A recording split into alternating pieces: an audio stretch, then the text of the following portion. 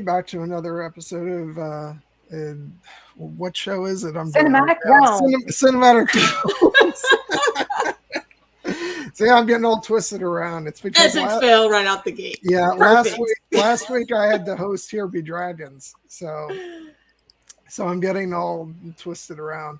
Yes, this is Cinematic Realms, my YouTube channel, and this week we are celebrating somebody's birthday. It is AR's birthday week. It was actually on Tuesday. That's right. And but we're celebrating it now because I don't stream on Tuesday. And joining us, we've got the wonderful AK, which it's so great because I had the two of you back 2 weeks ago and we were talking Kill Bill, which we're going to get back to in a couple weeks. This is a thing. Yeah. But I'm all out of order. Everything's out of order. Anyway, so today we're going to be talking about a little movie called Mulan, which AR you kind of like it a little bit. It's just like my favorite Disney movie ever, and that's counting Encanto. Encanto is my number 2, and y'all know I'm obsessed with Encanto. So I still haven't seen that one. Oh no! I know it's on my list. But I came to this one really late. As a matter of fact, I don't think I saw it until you went on about how much you love it. And we did a watch party. Yeah, and then we did a watch party, and I really enjoyed it. And then I watched it again for this. Enjoyed it even more because it has since been remastered in beautiful 4K. So it looked better than ever when I watched it. And it's an absolutely beautiful film. And it's got a lot going on as far as, when you consider this was a movie from the late 90s. And I think I was more conscious this time watching it of like all the themes and things that maybe I have to imagine were sneaking a little under the radar for Disney. Yes. Back in the day. So if this came out today, I can only imagine the arguments that would ensue. But it's really nice that to see a movie like this from back in the 90s, which, and not perfect. It's a movie from the 90s. So, I have to think there'd be a couple things here and there that might be different now, but it was just wonderful to watch. And it's got amazing characters. Just everybody from, the title character Mulan to, I'm always game for Eddie Murphy in an animated movie. I love Mushu. But anyway, so I'm getting some of my broad thoughts out of the way. Actually, if you don't, how do you guys want to do this? Because I was either going to, AK, let you talk first, and then we hand the mic over to AR, or because however you would like to, good sir. It's their birthday. I feel like I should let. I feel like I should let you go. I mean, we should let, since I'm pass the host privileges. I can let our guest AK speak first because I'm probably going to have a lot to say. So all right, okay, go ahead. Okay, so I think I might have my video thing together. And again, just quick recap for everyone that's watching. I decided to try a new thing for streams that I do with my peoples. And if I can get into a certain character or a look, then I'm going to try it out. So I don't have armor though of the Imperial style. So instead I went for this. Is it the shirt or is it a dress? No, it's a shirt. Oh, so it's Chun Chan. Nice. And yeah, as close as I get to the warrior hairdo. You look awesome. That's it. But Very that's me nice. being weird and nerdy again. So hey folks, it's lovely to see you. Where should we start with this movie though, y'all? Any preferences? Because you know me, I just jump all over the place. Well, it just first, like, what are your broad thoughts about the movie? Broad thoughts on the movie is I adore it. It still holds up. It has still the best sequence of a training montage in ever. That song also still holds up. If you look real close, you'll see it, shaded in the background. So we make sure John doesn't get dinged for it. I mean, just everything in this movie holds up to me. The message that it sends, the questioning of femininity and, quote unquote, a woman's place, this legitimate line in the movie, which could be heavy for a kid, but rewatching with adult eyes, you see the context and how important that is for it to be there for our young girls that are coming up nowadays. So I think that's awesome. One main thing that hit me this time watching it just a bit ago, actually, this is a lot about a daughter showing love for her father. And, a lot of this is respectful roles, like everyone is put into their little slots for the time period that they're in. But for Mulan right now, she knows what she's supposed to be doing as a feminine woman in that era, but she is very worried about her father. So what would you do in her shoes to protect your dad? And it's if you'll permit me 2 minutes, John, small little anecdote. Mm-hmm. I very recently had to go back home to New York because sorry, my little brother just passed away. And in 60 plus years my father's been alive, I've never seen my father cry until this happened. And between me and my father, me and my mom, me and my siblings, both on my mom's side and on my dad's side, I'm the oldest. And I take that very seriously. Even though we're all adults now, it's still my baby brothers and my baby sisters, so I always still look out for them. And if I could have spared my dad that hurt, I absolutely would have. Sadly, I couldn't. So that's the main thing that I saw. This wasn't just a girl trying to be in a man's world or step into a man's role. This was a daughter that loved her father so much she put her life on the line so he didn't have to. And he would have, but it's almost 100% surety that he would not have returned at that point if he did, because he was injured in the last war that he fought in. And he's older. He's not he's not as spry in his youth anymore. So I always loved this movie, but that element now, again, seeing it with adult eyes and more life experience, it hits differently. And I think it's pretty powerful. Then I'm going to take a sip of my rum now. Well, just a couple minutes ago, you said, that I wouldn't be able to feel it, but that you were going to be giving me a virtual hug, and now I'm sending it right back to you, AJ. I appreciate you.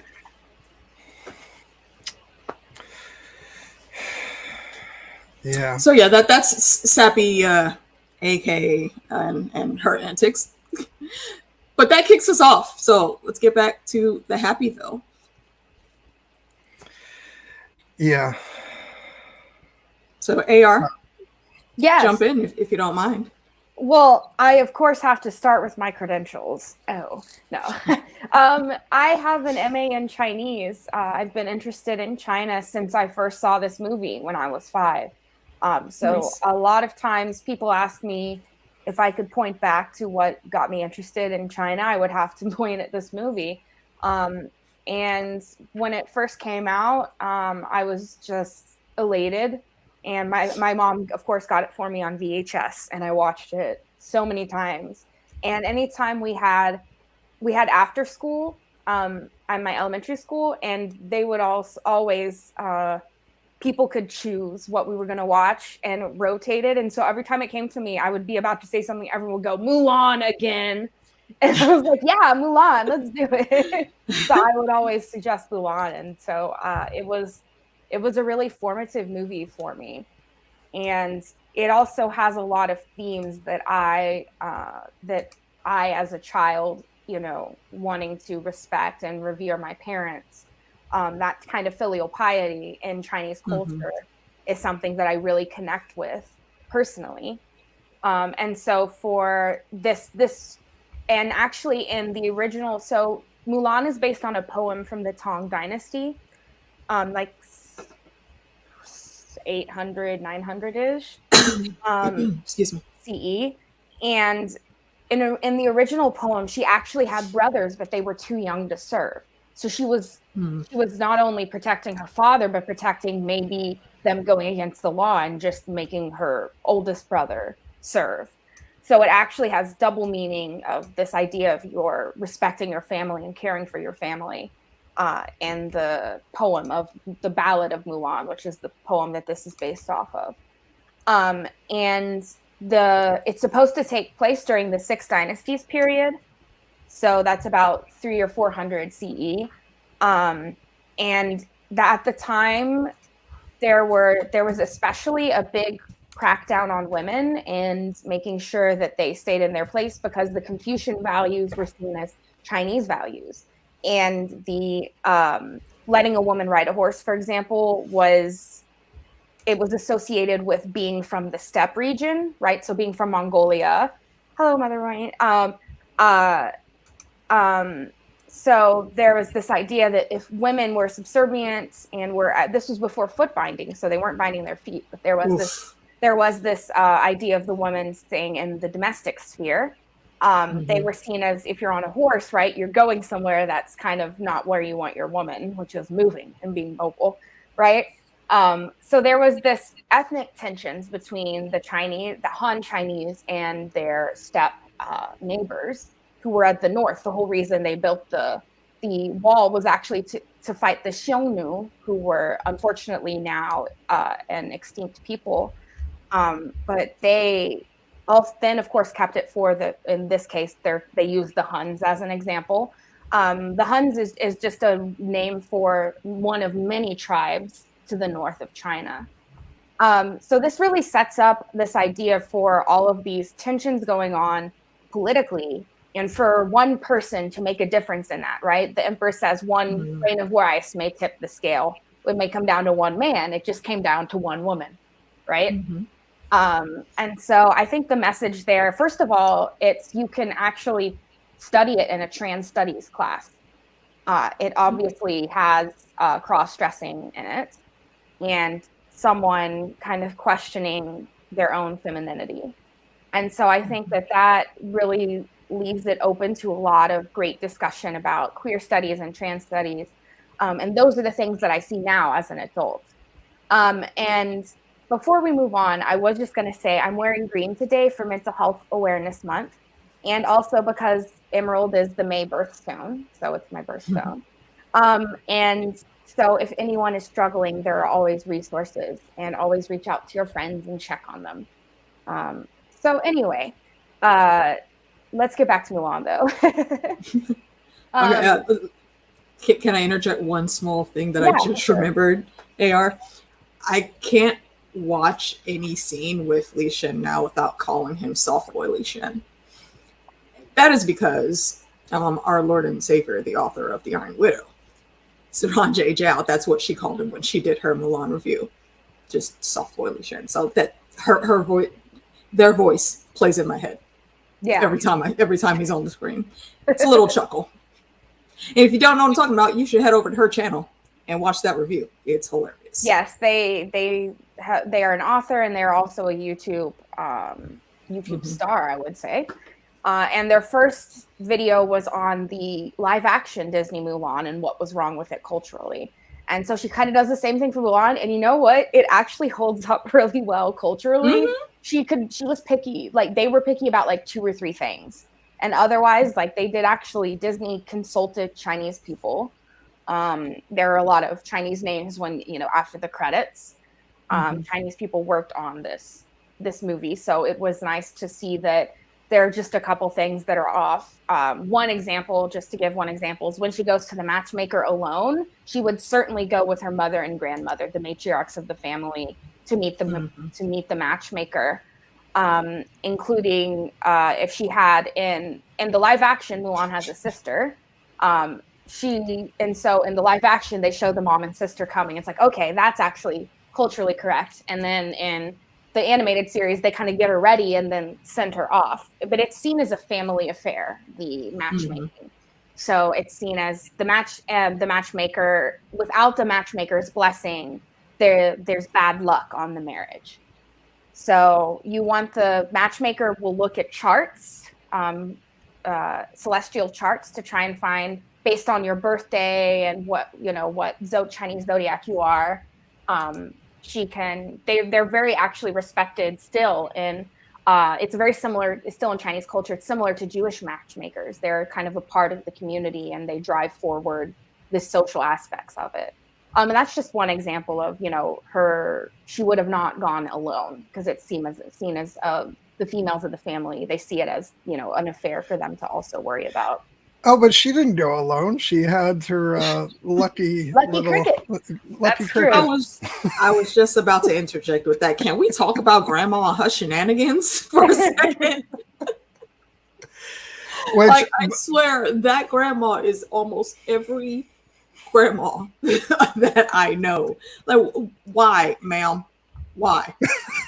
you have this one little hunch. You're like, nope, here it is. So I'm gonna walk out into traffic. Not looking at anything, and my little lucky cricket is going to get me through, ma'am. Hey, never mind the destruction.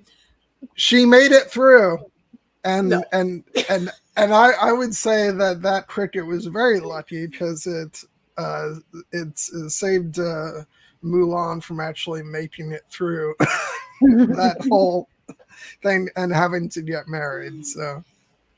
It took, you could say it took her to where she needed to be. Yeah. I mean, it's an interesting take, but all right. Yeah, no, lucky for Mulan, not so lucky for the matchmaker and everyone else that happened to be in the square at that moment with the traffic jam that grandma caused. I've got to say, people that are like, oh, don't put modern things in Disney movies as if being trans is modern and new. It's not. But she literally gets a mustache on her. Like they're comparing femininity and masculinity. Yeah, so much. And they're moving in between the two and showing the fluidity of it. Yeah. Well, and that's what I was saying earlier. It's I have to wonder if there were any of those morons online actually trying to, like, when I haven't seen the new one, and I know that you ain't missing nothing. People certainly have their issues with, but I imagine before it even came out, there was probably a flood of people saying, "Oh, this is going to be woke Disney," and I wonder if they were trying to use the original movie as like a non-woke example, because that's the way things normally go these days. And it's like, are you actually watching the original? Because like I said, I imagine if this came out like just as it is today, they'd be going after it with, for a whole other different set of reasons, with their torches and everything. So yeah, I do concur. You're correct. Anyway, I don't want to waste too much time talking about morons. But I'm just gonna kind of let you drive where we go with this AR. In terms of where do you want to start with? We want to go through characters, or I think for me, I remember movie in moments, right? Okay. And for me, one moment that stuck with me is when she's cutting off her hair, she's putting on the armor. She's Yeah. she's made her decision that she's going to protect her dad, and in the end she protects all of China, right? But it's for her, it's about one person, and that's her father. Yeah. And she knows that she would have to say goodbye to him, that if he left to join the army, that she would never see him again. And so she begs for him, right? But she realizes that's the moment when she starts putting on the armor. That's when she realizes she can do something. She doesn't have to be passive. She can go out and make a difference. Oh, can I just say, like, because I'm probably just going to be stopping as we go through this to talk about, like, sort of the cinematic filmmaking stuff that, you know, that thrills me. I loved this shot in particular when she takes out the sword, and just, you know, and it harkens back to when she's singing the song earlier. Is it called Reflections? My Reflection. My Reflection. Yeah. Yeah, and so it's, you know, harkens back to her looking in the water, and yeah, it's, and of course, because I'm going to talk about this, especially during this moment in the movie, the score by Jerry Goldsmith is just amazing. Top notch. And it's also got, like what's fun is it's got some traditional Chinese instruments as well. Well, that, and it's also got some synth elements thrown in there too. Yeah, a little bit. Which is not, you know, it's not normally my favorite thing, but damn, it works. That's the sound that was like da da da da da da da. Yeah. Yeah, and yeah, it's great, and yeah, I was just pumping my fist as she's getting suited up and heads out, and it's just so, like, such a great movie moment, because it's like, you know, and the mother's like, you need to go after her, and he's like, or no, she says, she'll be killed, and then he says, if I reveal her, she will be, and it's just, and so now it's all in Mulan's hands, and it's just, and with so Reflection, you see her at her lowest, you know, and her looking into her reflection is a huge theme. She looks at her reflection when she's, and then sees the mountain that she uses the cannon to bring down, right? So she's constantly reflecting on herself and going, where, first of all, where am I and where do I fit? Which is, and do I not fit? Am I completely, that's why it's a good queer Disney song.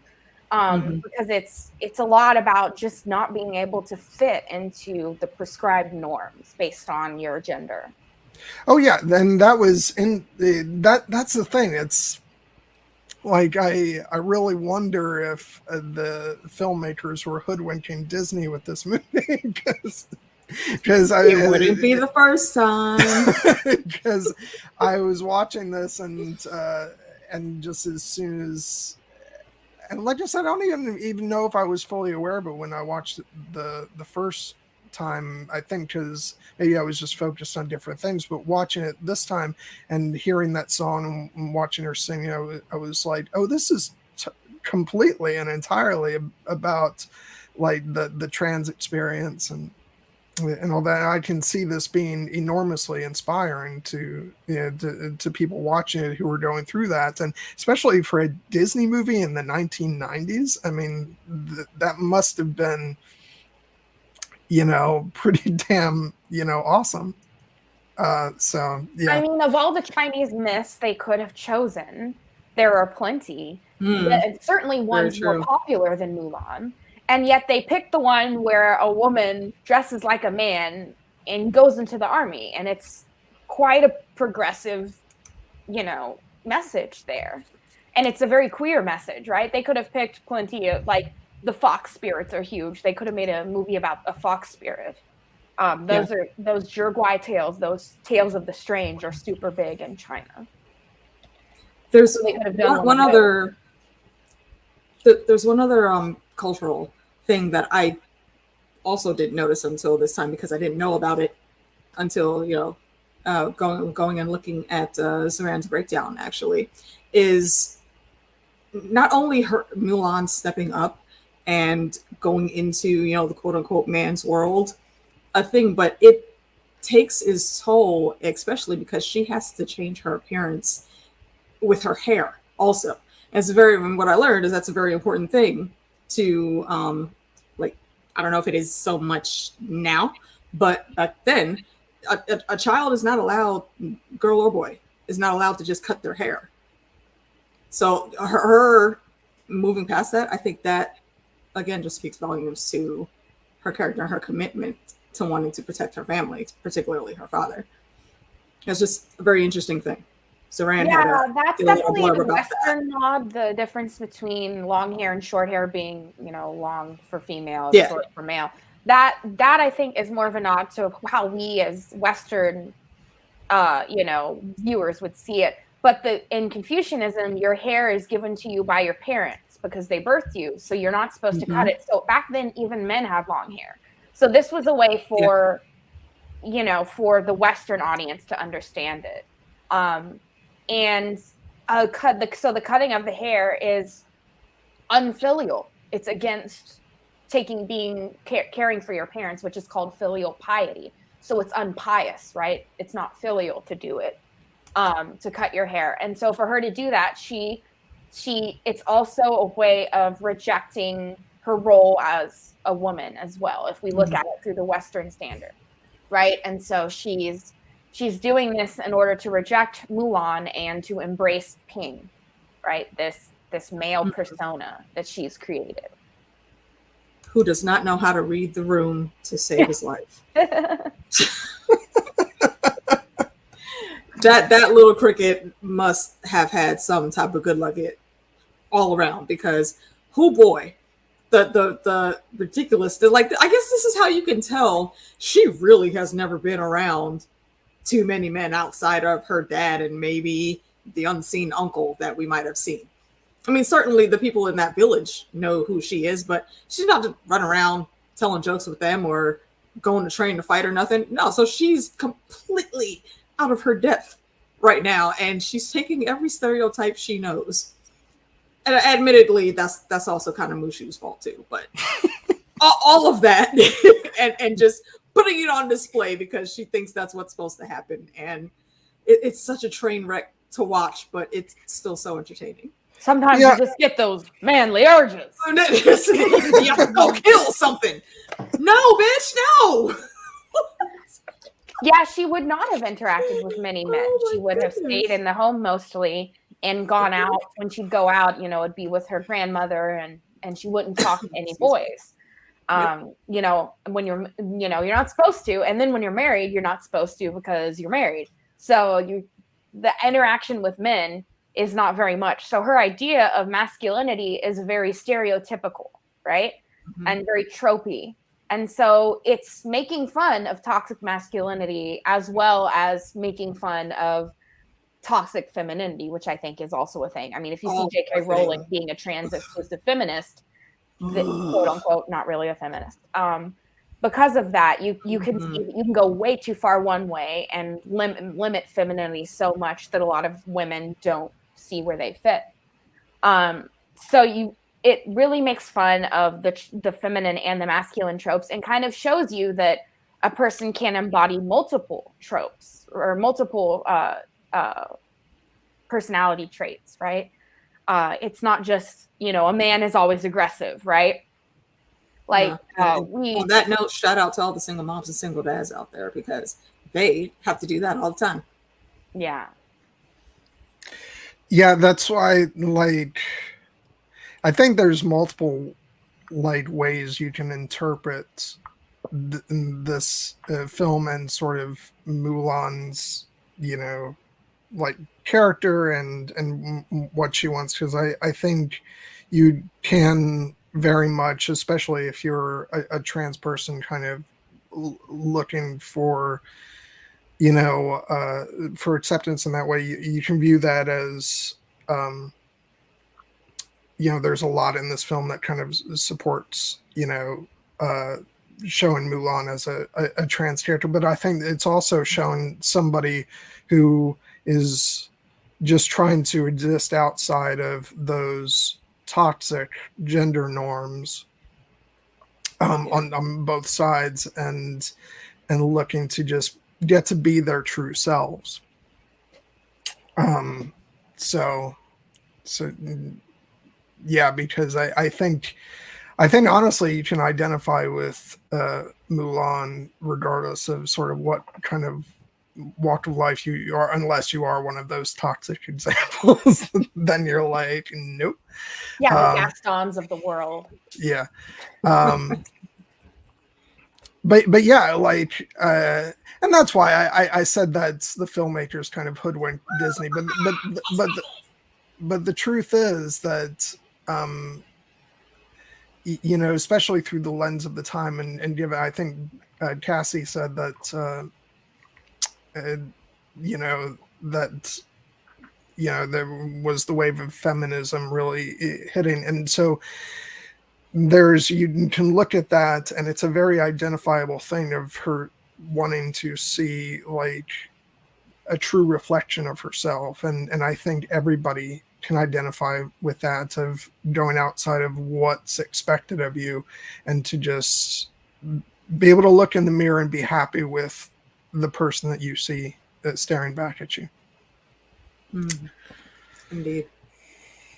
Yeah, anyone who's gone through puberty, which is everyone, can really should be able to relate. Yeah, should be able to relate to feeling other, right? Feeling like you're not quite wanting to, right? She wants to please her parents. It's not that she you know, she's not excited to get married, but she's, well, for all intents and purposes, going to do it.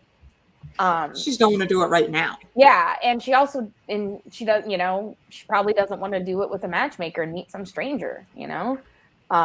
She probably would, you know, but that it would be a very quick marriage, you know, with a matchmaker, and she wouldn't really get to meet her husband, so she really doesn't have that option.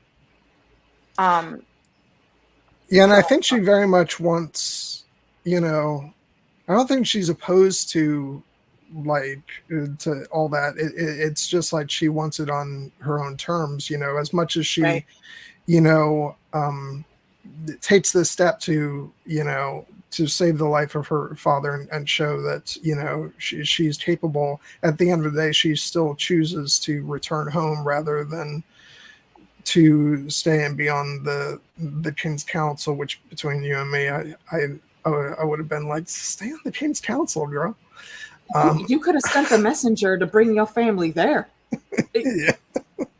That's like deciding to leave New York and then going to, like, I don't know, some random place that's empty and only has farmlands in Iowa or something. Why? And they're totally going to let you still fight and do what you want to do. If you're staying there, you're the sweetheart of the emperor. Not saying that in any type of like lover situation, but he has a lot of respect for you. You're basically directly under his protection. If you tell him that, can my family come here, or grandma or whatnot, why not send a raven? And also, I mean, if the emperor is single, I mean, he likes strong women, introduce him to grandma.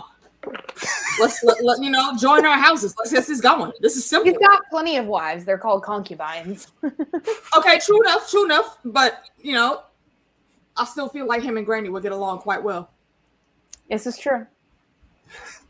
Yeah, put Granny through the whole matchmaker process. Oh, she already went through it. She's put her years in. That's why she's staying with them. Whoever she was married to, I'm sure, is not around.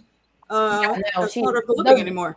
There's women writers who in their diaries we've seen from, you know, from before, you know, the 1900s, and Chinese women always who became widows said the best time in my life is when I was a widow, because I didn't have to deal with my husband anymore. To be left alone. Yeah. Yeah, and you get to be left alone.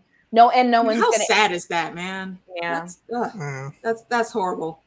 Yeah, I mean, widows are highly respected in China still to this day. So, and you're not necessarily forced to remarry. You can see, oh, I had a husband and I'm still loyal to him.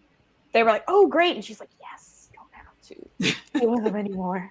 Now, don't you come around here with no marriage proposals. I just got rid of the last motherfucker. Oh, no, thanks. Let me sit here and marinate. Or she can go terrorize her kids. That's what I would do. Yeah, I'm interested to see how, like, since we're talking about how sort of, I know it's weird to talk about the end of the movie now, but like, what do you view with? How do you view the end of the movie in terms of what it does? Is it just because it's a '90s Disney and we still have to wind up with, you know, the romantic story, or does it say something about her choice that she's still, you know, wants to return home? And how do you guys feel about all that? Go ahead, AR. I think that the ending is pretty stereotypical. In the original has two endings. One is that she's married off and unhappy, and the other is that she commits suicide before she gets married.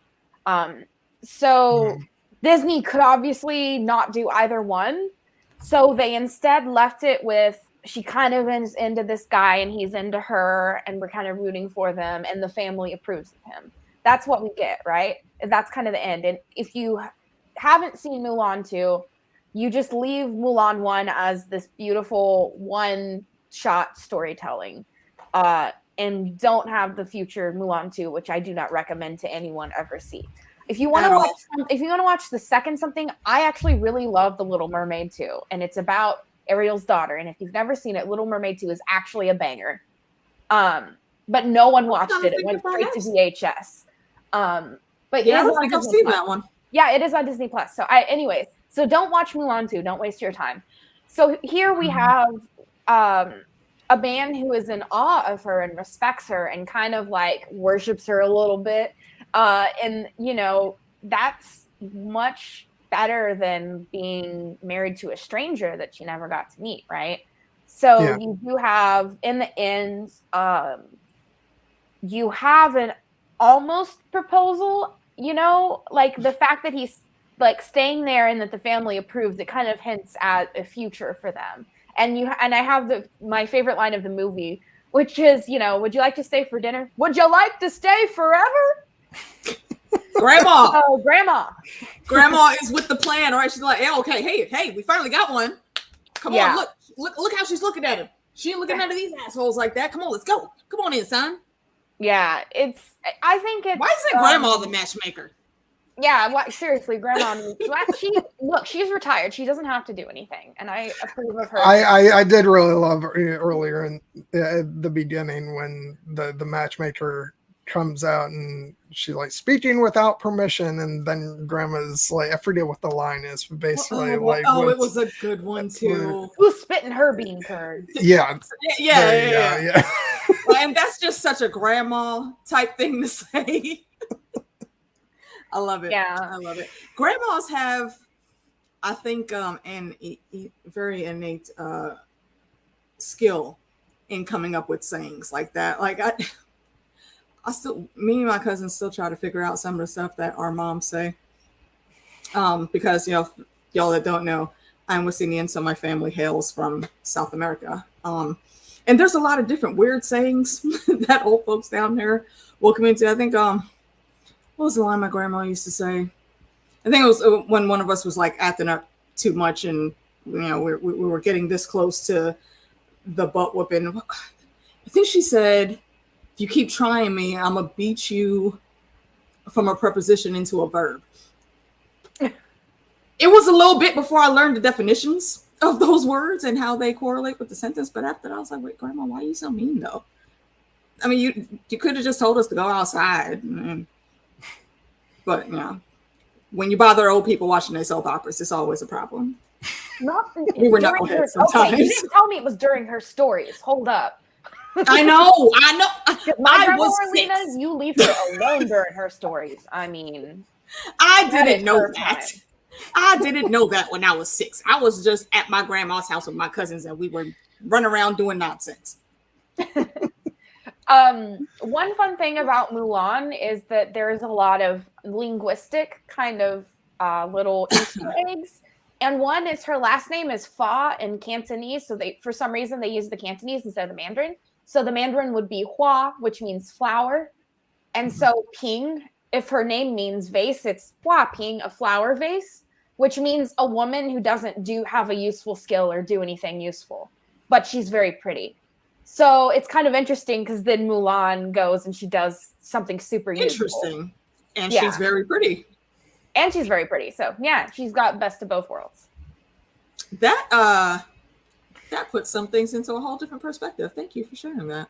Yeah, so the Huaping is kind of like, it's kind of a joke on, it's kind of a play on words about gender roles too. I can dig it. Well, see, now I've got the 1-2 punch of you're telling me that Mulan 2 is absolutely horrible, and as well as my double Jared is also saying that to me. So I've got all the verifiable proof I need to never ever watch it. Yeah, and I will also concur with that statement. Lion King 2 was absolutely immaculate. Also has one of the best songs in the Disney pantheon. Deception. Every time I hear that, like, I still get goosebumps. I love that song. But it would seem pretty natural to me because given the way this one ends, nothing about this movie made me want to watch a sequel that's about Mulan getting married. It's like that's the last sort of thing. Like, I'm happy with the way this one ends, where it's like he's obviously interested in her, and then that's it. It's like there's no actual proposal or anything. I think that's a good place to leave her character, because in my mind, I said to myself 5 minutes after the movie's over, she's like, I changed my mind. I do want to go back and be on the council. Because she probably looked out the window, at some random guest tea ceremony or something. And I mean, and I love tea. I'm not knocking tea time. Tea time's actually kind of awesome. But then she thought about, like, if they were having a celebration and you saw how packed that place, it looked like Times Square in New York during New Year's. Of course you're going to want to go be around that energy because it's freaking awesome. You were never meant to be in this little small tiny village. I think your spirit was already trying to run away from that from day one. Mm-hmm. Having to cover for your dad, that just gave her the avenue to make that happen. Which is another thing I didn't notice until now. So yeah, whichever one of you guys picked this movie, it's great. I'm glad I could talk about it with you. Yeah, no, well, obviously, I'm gonna go ahead and put that choice as being from AR, because this goes all the way back. We've been wanting to do this one for a long while. Nice. Yeah, it was 2 years ago. We were like, we're going to do it for my birthday. And then Mental Health Awareness Month. So I had a mental breakdown and was diagnosed bipolar and didn't get my shit together until this year. So, it's 2 years past due this stream. So I got to talk about Eddie Murphy because I love him to death, and this was the number one reason why I knew I definitely I'm not in for the Disney live action remakes anyway, but the fact that Mushu's not in it, I was like, then why would I bother? Like, seriously, they took out Mushu. They took out the songs. Like, this is Disney, right? What is a Disney movie without a song? Well, they apparently now hate their animated brand, is my understanding of things. I mean, it kind of seems like it, since they're ruining everyone that they go for live action with. Yeah, but it's disappointing. But no, I just love from the minute he wakes up and he starts. First of all, let's talk about that. The wake up. He starts with the shenanigans immediately. He comes forward in a random puff and plume of smoke and dust. I live! And he comes up with like the freaking Frankenstein rise off the table. It's alive. he starts with the shenanigans from the very beginning. And also, I've got to this is actually, you though. Frankenstein is the name of the doctor, not the monster. yes, I know, but the Did name you of know the that Frankenstein is it's- actually the name of the doctor. that is hella a huge. Well, actually, that a lot of people pull. Like, yeah, we know. Actually, Actually, did you know? I small anecdote. I used to work with someone. I was selling tea, and I used to work with someone who, when she wanted me to change how I did something, she started with, "Did you know?" Like, did you know that you can put the bills to all face the same way? oh my God. Did you know that I probably don't give a damn about this little ass job and I will punch you in the face? I'm like, did you know I got into grad school and I'm only doing this for the money for right now and I'm going to quit next month? I don't give a shit. Seriously. I can't stand people like that. Ew. So anytime I say actually, my parents always laugh because they're like, oh my gosh, you're the did you know girl. But you know? one side story that I feel like they shouldn't have completely skipped over is what the hell happened with Mushu? Because the lead ghost calls him what is it, like the unfavored one or the demoted one or something. Like he's supposed to be one of the big protectors of the family, but he did something that got him very seriously demoted. Yeah, but given how he starts off, where like he destroys the stone dragon, it's like I can only imagine. What happened though? Because it seems like they put up with a lot where he's concerned. So I'm wondering what was the final straw that broke the camel's back, so to speak. By the way, I loved all of them, and just when they start cracking up, when he's like, and all also, right, I'll take care of this. I appreciated how logical they were looking at it. Like, some of them were all still set in their ways. Like, she's supposed to stay in a woman's place and blah, blah, blah. And then a bunch of the other ones were like, she's trying to help her dad out, man. You see the state of this dude? Calm down. She needs help. She can't be found out now because not only will there be dishonor, but she will literally be killed. That is the punishment for that. And then, of course, Mushu is over into the statue garden, and it's a whole thing. And how did they not see him? I'm calling shenanigans on that. I was like, I'm calling shenanigans. I was like, you know what? You guys deserve what you get. Because if you couldn't tell that was Mushu pretending to be the stone dragon, then you're worthless. His full body was in sight with the 1 foot. Sir, what do you mean, great dragon, you've awakened? Okay, please go protect our... Make it make sense. And I know I'm getting far too in my feelings about this movie that is a cartoon, but I'm saying you got to make these things make sense. Yeah, Jared has an interest. Yeah, Mushu's origins. They should make a movie just about Mushu origins. Everyone will. I am shocked that there was. How was there never a Mushu movie? How did they not capitalize on that? Yeah, because like that title. Guaranteed, his merchandise was selling the most. Like that, his name alone sounds like perfect movie title to bring in all the kids. Mushu. 1 ticket for Mushu, please. I feel like that could be a great chain of restaurants. And I realize that kind of sounds stereotypical. I don't mean it that way, but everybody loves Mushu. So if I'm somewhere and I see a restaurant that says Mushu and they got that little red dragon sitting right next to it, okay, I'm gonna look at your menu at least and see what you're about.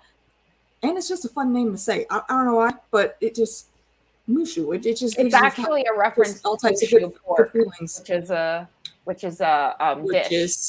Yes, it is. It is, and that's actually staple in a lot of Asian countries, isn't it? Or, I mean, correct me if I'm wrong. AR, but from what I've seen on the foodie things that I watch, they do a lot with pork, more so than I've seen in America. Yeah, it's actually the most eaten protein source other than egg in China is pork. Nice. Yes, and I think that's another reason I love their culture, because I love eggs.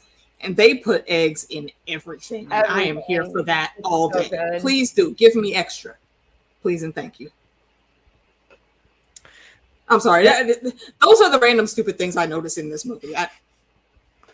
But anyway, so Mushu is a wonderful guide, and he gets everything right, and steers Mulan in the right direction. AR, was that you that said just now, like, it was Mushu possibly a human before? Oh no, that was something that Jared mentioned in the chat. See, I'm sorry, it just gave me a huge side quest in my head, because if he was human and a part of the family, why would they have turned him into that? Like, what was he so good at one point in time that they gave him, like, they elevated him by giving him an animal form that would be there to watch over everyone for a while, and then he did some nonsense and screwed up? I don't know.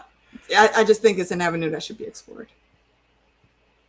I don't know. I just find it really so humorous, the idea of him as an actual dragon, and he's just that goofy and silly. But that's why I have the name that I do right here. He called himself the Serpentine Savior. I don't know how I've never heard that line in all the times I've seen this movie, but I said, yep, that's it.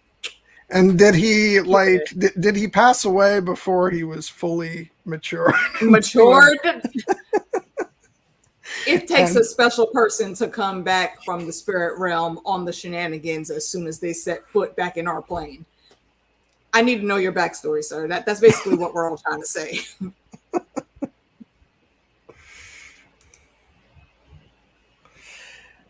Yeah, see, now I'm dying to know what it is he screwed up.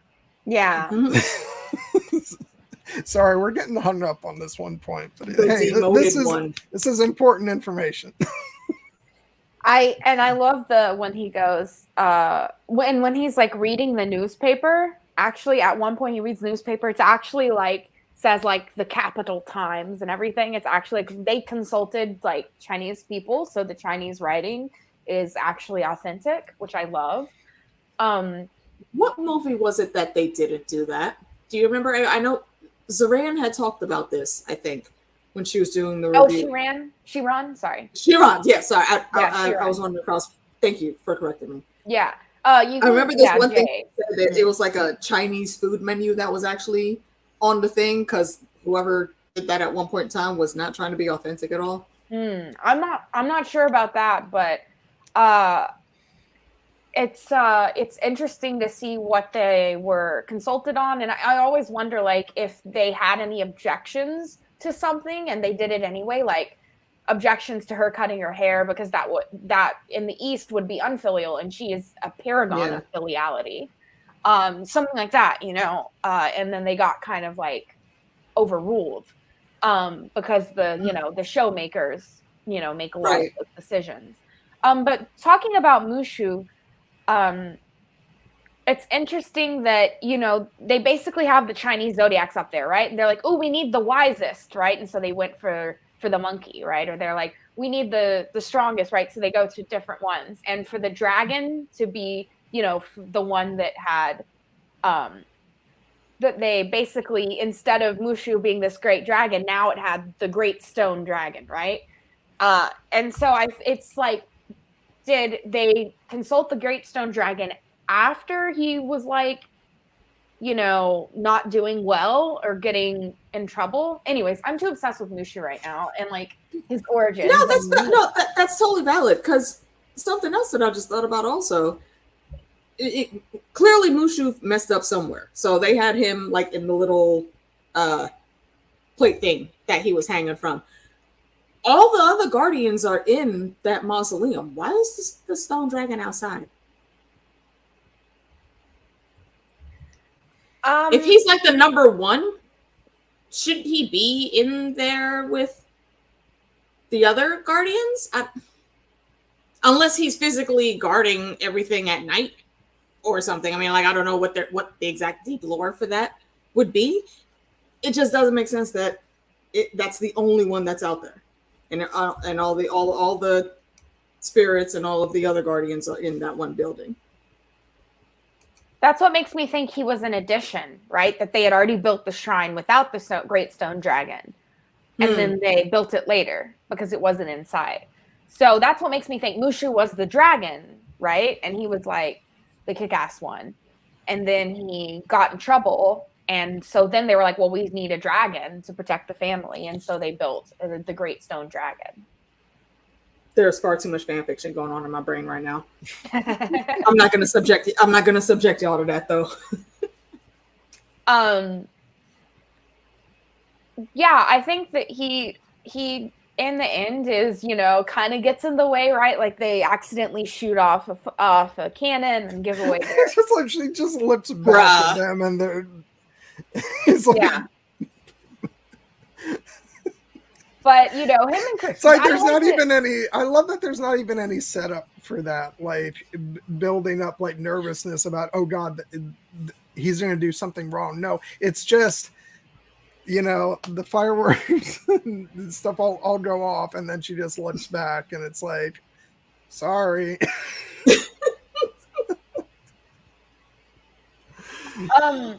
So jumping off Mushu a little bit, can we talk about the songs? Because Make a Man Out of You is probably like one of the best bangers in Disney music history. The absolute best. Yep. I think that is one of my absolute faves. And again, if you're watching real closely, you should see that playing behind me. Yes, got the montage, the training montage behind AK. It's one of my favorite Disney sequences. If you think about all of the movies, live action and cartoon, that they have made, this still is like in my top 3.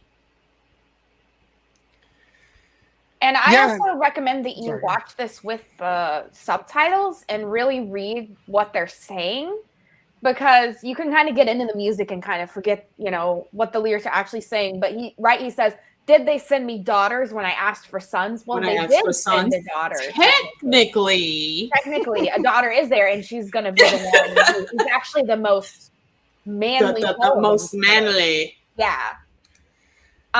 So that's really interesting. And I've heard multiple takes on this song, but I think the purpose of it is that it is so misogynistic. Every stereotype is in those lyrics. Mysterious is the dark side of the moon, right? I mean, I don't know. Ladies in the chat, you tell me, can you figure men out? Well, it's very mysterious. Yeah, so I think in world, it's like they're taking this very seriously, but I don't think it's a song that's meant to like prop up being a man. Yeah. It's like, it's in fact the opposite. Mm-hmm. So they're basically trolling everyone, but because they're behind that Disney name, no one's seeing it that way. And this is the thing I've been telling people for years. Disney has been on one from the very beginning. Okay, they know their power. They know exactly what the hell they're doing. They might be trying to, play game every once in a while, but just the current situation of Disney in Florida right now, they keep serving that dude down there. What is his name? Is that the DeSantis or something or other? He's trying to control a whole lot, and Disney is not letting him have it. And for one of the first times where Disney's in an argument, I'm on Disney's side. Yeah, no, I just keep laughing at how how much they serving L. I refuse to actually say his name, but he shall not be named. Just going to take a moment to make a statement here that the good Floridians hate him too. Just saying. Yeah, I'm not surprised. So not surprised. Also, y'all just don't go to Florida. Don't go to Florida. I mean, well, come here for Con of Thrones because I want to see. Oh, dude! If it wasn't in Florida, I totally would have made it this year. I had a freaking banger of an idea for me and my friends that would have been coming if we could have made it. But I mean, it's like I get it. Was not in the cards. Still, I'm in Florida, so it's got that in its favor, right? Okay, I'll tell you what though. I'll tell you what. And you can mark it on the calendar. if things go well and you come up here for Ice and Fire Con next year, let me know. I hadn't planned on returning to that con for a bunch of different reasons, but it's they're not having it's a half next year. They're not. Are they cutting it off now? No, it has been a while. It's supposedly coming back the year after, but I do know that there people are planning something for next year to sort of fill in the gap. So keep your ear to the ground because I'm sure there will be something going on. Anyway, since I am actually going to use this moment since we started talking about like cons and stuff to just mid-roll go into the mid-roll because it seems like a perfect segue. Hi, you gotta make a banner for that. Yeah, with like a big. I need like one of those late night like sound effect graphics that's like when they go to a special segment on their show. It's like B-roll. And it's mid-roll time or something better because that sucks. Yeah. But anyway, thank you all for watching. So next week, that's what I'll do. I'll talk about what's coming up next week. AK, you're coming back because I have drafted you apparently. Yeah, John's totally holding me. J-Dub's totally holding me hostage for the next couple weeks. And I am a willing. By the way, people, so there's more to come after this. When you just said, this is a good stream, I'm like, no, don't. Yeah, no, I figure like most of our friends. I hope that most of our people watching sort of know what's going on by this point. We're only halfway through, people. So anyway, next week, AK, you're coming back, and we're going to be joined by Blue Lemons because we're going to be talking about the classic piece of cinema, Street Fighter, from 1994, starring Mr. Jean-Claude Van Damme. Quick, change the channel. I hope you guys are ready for some deep philosophical conversation. Hey, John, can you make a note of something real quick though? Yeah. If you could write it down, because I'm sure I'm gonna forget. Can you remind me to maybe do a watch along for that movie before we do the discussion? Oh yeah. Then join me if you would like. I could put it in the back room and. Nothing to be shown to get anybody banned. But yeah, I think I want to stream that. No, what we'll do is I'll schedule we'll do a watch party this week, and we'll do it in the Slack. Just I'll get with you. You can come into the Slack. What we normally do is we just basically queue up the movie and press play at the same time. And then we just chat in one of the Slack channels about it. So I'll set that up and we can do that. That'll be a lot of fun. Sounds great. Because that's a great movie for watching with friends. It's so stupid and cheesy, but it's still so good. Well, I always tell people, because I was having this conversation on the Zoom, like I think it was like a few days back, where it's like somebody asked me if I like watching bad movies. And I said, not if I genuinely feel that they're completely like bad and not redeemable. Like, I don't get that thrill out of just watching something that completely stinks just for like, ripping on it or whatever. And I use Street Fighter as an example because I love that movie dearly. And even though, yes, I recognize that it's a, quote, absurd bad movie, but there's still this part of me that finds it really endearing and has genuine fun watching it. So there always has to be like that part of me that gets real enjoyment out of something. And like, how can you not enjoy a movie where you're getting close to the end of the movie and Raul Julia just making fun of one of his cohorts who has an eye patch over his head. That, did you? Yes, you didn't see that, did you? It's like Bison was a dick. And also that tracks with the connection to this stream because our lady Ming Na Chung Lee is who voiced Mulan in this movie. Yes. Oh God. And that was the first time I ever saw her in anything. And like, she's just amazing. It's like, yeah, if I ever think of her, I won't be able to stop myself from, first of all, thinking of Chun-Li. You know, she's just all the time. Look, she is on that same level with Michelle Yeoh for me. Yes. Both of them badasses. Both of them have done their own stunts at different times. Gotta love a kick-ass lady.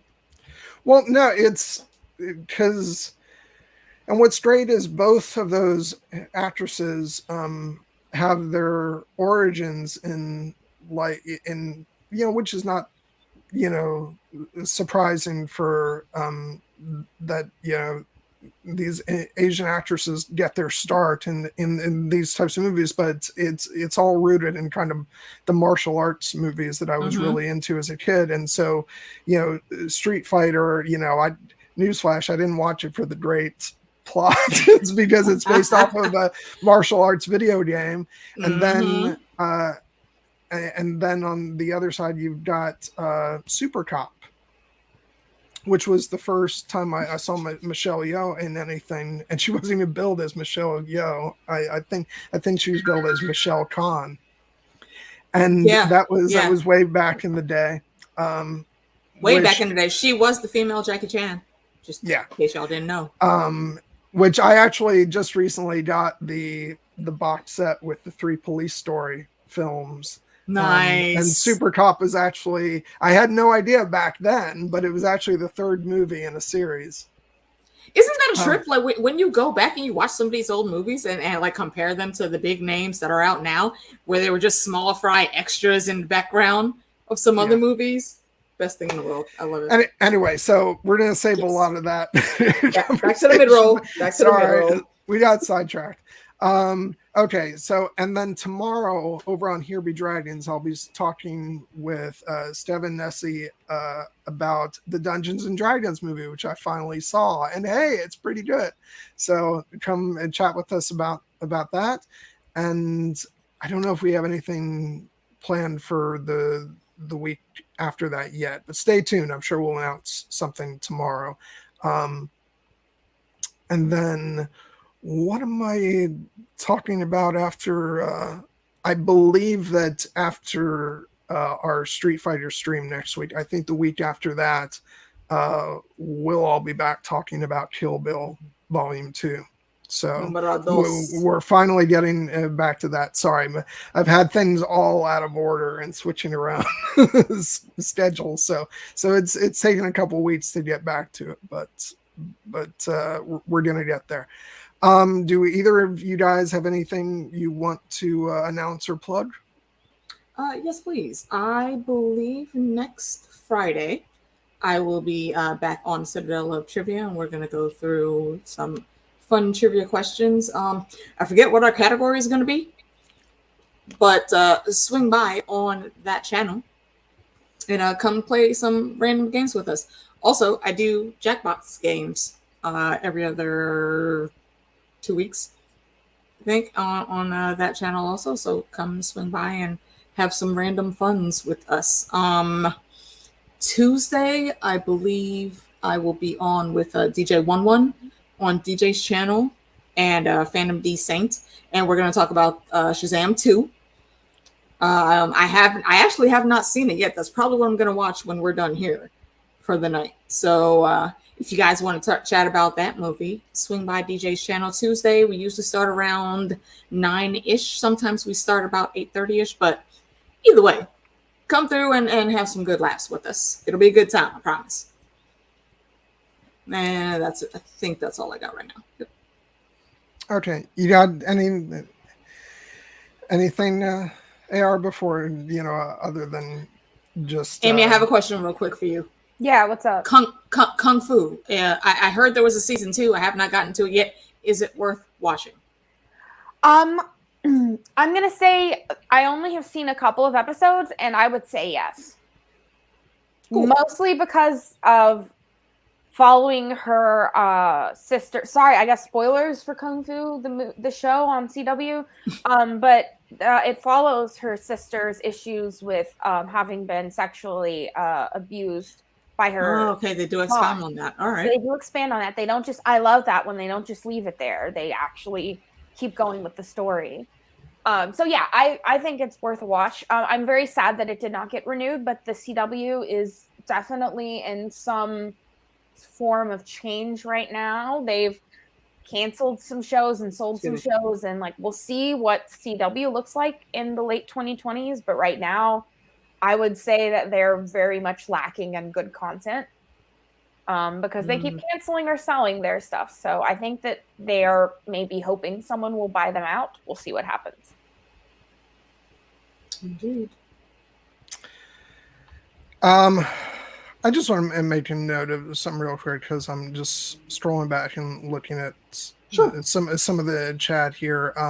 I do want everybody to know that I'm being a bit tongue in cheek over, when I say, "Oh, go ahead and come to Florida. I'm here." Like, I want you all to understand. I do understand, and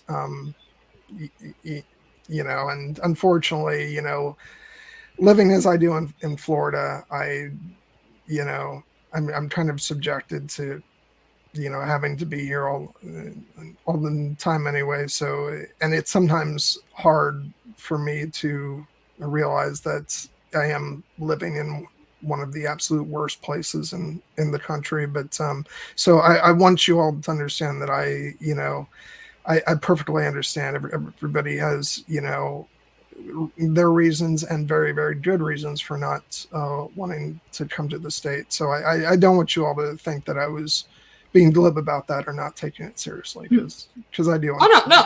You know what? Okay, well, let me amend with a bit of context for me personally. I can't go to the con because I physically cannot get on an airline right now. Like after I think it was 2 weeks ago was the deadline to get the new IDs that they're doing. I don't know if they're doing that yet in you guys' state, but you can get a regular ID, but you have to show proof of citizenship and residence now to get just a regular ID. And I'm not a citizen as of yet, so I have to wait until that's situated before I can actually get on the plane. I was lucky that they actually pushed the date to enforce that back to May. Otherwise, I would have missed my brother's funeral. So,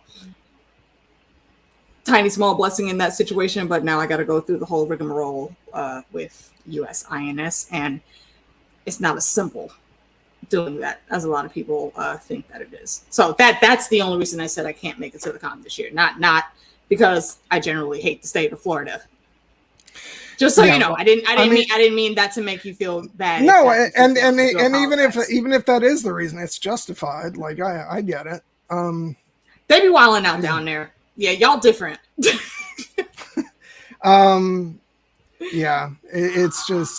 It's unfortunate because I know for years I had gotten really annoyed that they had scheduled the con for here in 2020 and then the world shut down and so now there's finally one here in Florida, and I'm wanting to spend that time with all my friends, but unfortunately the world is what it is, and like I said, I completely understand. It's fine, but hopefully next year there will be some more stuff to do, and somewhere where everybody is it feels happy and safe, and then we'll all get to see each other.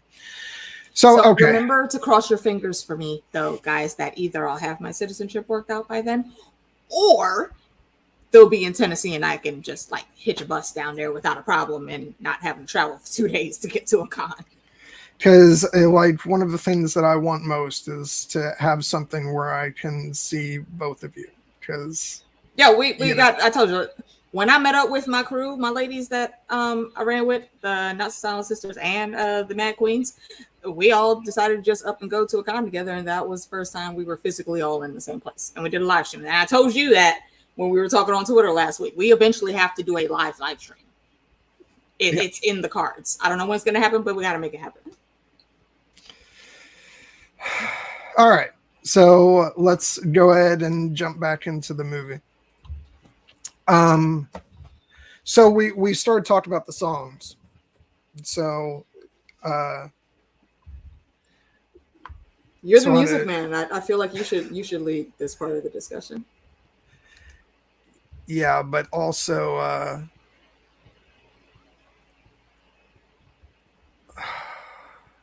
yeah, but I'm always more of the film score in person rather than just the songs. But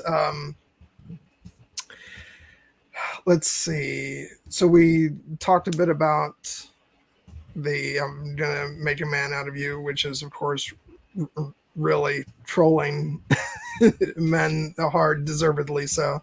And No, trolling the dude bros. yeah. Not men in general, the dude bros. Oh, okay. One thing, and you guys can elaborate more on the actual song if you want to, but for me, the really interesting thing was the way it ends, which is a girl worth fighting for. I have been shocked both times I've watched this movie, the way the song is just going on, and it's a happy-go-lucky time, and then all of a sudden it plunges to a halt, and they arrive at the camp, or the village, Oh, how and it's just a surreal was that? wasteland. And with the Chinese flute, also the da da da, right? A real harsh kind of flute line, and the slow the da da da, right? It's very like atmospheric and very dark, and they were just like John was saying, they were just singing and being silly and right, like whistling at the girls. And then, when they get there, they realize, oh, wait a second, this is war, right? We kind of forget that this is a movie. Technically, this is a war movie, right? It is a movie about war. Yeah, and sorry, go ahead, John. No, I would just have to say, because I saw this as, just, what was it, like, for the first time, like a year and a half or so ago. I forget how long ago it was, but that took me aback as a grown man. I can only imagine if I was a kid going to a Disney movie watching this. That's kind of it's a really heavy thing to sobering.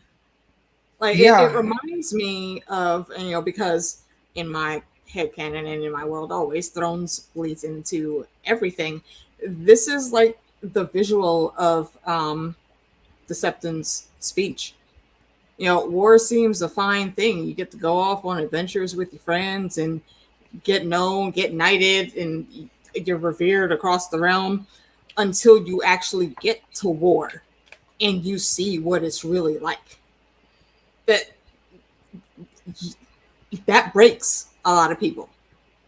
And you could sadly look at the state of a lot of veterans in this country, and you can see the impact that having to be a soldier can take on you. And this gave it to them right there, raw, uncut. And everything stopped as soon as they saw that battlefield. Like, yeah, they know they're there to train as soldiers, but I get the sense that none of them knew what war actually looked like before this point. And to see a whole village ransacked like that, not even sacked like, the Dothraki are going in and taking prisoners and doing all the other nonsense that they do, but no one is alive there. There's just a bunch of rubble that is still smoking and dead bodies hidden under that rubble. If that doesn't sober you up to the realities of what war actually is, I don't think you're a regular human, because you can't see something like that and be unchanged by it at all. It affects you very deeply in your psyche. And again, look at a lot of the veterans that are in this country. It's staggering, really, to think about, and to see that these guys have to go through that. Like, how do you even continue once you see carnage like that? And this is a Disney movie for kids. And yeah, it's a war movie, absolutely, but they watered it down specifically to market it to children. Yet they still left that very big reality check right there to be seen. And again, watching this movie with adult eyes, that's when you really notice it. As a kid, you're just like, well, yeah, they were just training. Obviously, they're going to go to war and fight, and they're good guys, so they're going to win. But watching it as an adult, that is not your first frame of thought. Well, it just, and I've always found this device in any kind of movie, whether that's, you know, a Disney movie targeted to kids, or it's the hardest, you know, hardest edged, you know, dark war film, or, you know, what have you. It's when something is set up and then you don't necessarily see the horrific action being done, but you see its aftermath. And what the imagination plays in your head is so much more horrifying than if you actually did see it on screen. And obviously they couldn't show it on screen in this case because, you know, it's a Disney movie and you're not back then. And you're not going to show, you know, villagers actually being, you know, cut down. But this is like, but if Disney thinks that, you know, it's funny. I just imagine this going through the Disney censors and like, yeah, sure, this is fine. It's like, but it's just as horrific, if not more so, because now you're imagining in your head what actually happened. Could have done that. Yeah. And the fact that the last you see of the Huns is, you know, what does he say? Like, and we should return this doll. Yeah. And it's like, that's to leave on that, and then to see the aftermath, which is the destroyed village, and even though we don't see in detail, but the slaughtered villagers, and, you know, all that, it's like, that is just so horrifying and so, yeah, and scary, and the fact that we see, not only is that something that we see, that we're confronted with, but it interrupts this happy-go-lucky Disney song, you know, very quickly. It's just so, like, there's so much about it that just goes against what you would expect in this type the most of story. Abrupt of any Disney song I've ever seen. You know, it's a girl we're fighting, and that's the end of the song every time. And it's a song that they never get to finish because there's this lack of happiness when you're in a war, right? It really is a stark contrast, and it also really reintroduces the idea of this idea of war and of sacrifice and of honor. Honor is a really important part of this movie, right? Whenever the Huns are coming, he says, if we die with honor, right? And Mulan is doing this to honor her father and her family, right? When she goes there and they go, oh, I didn't know he had a son, right? And she's like, he doesn't talk about me much, right? She's representing the Hua or the Fa family. And this idea of honor and her bringing dishonor on her family, right? When she goes up and begs and says, please, my father's already served, right? He says, Mulan, you have dishonored me. So this idea of honor and dishonor, really important in this movie, and they're really important in Chinese culture. I'm about to put a link in the chat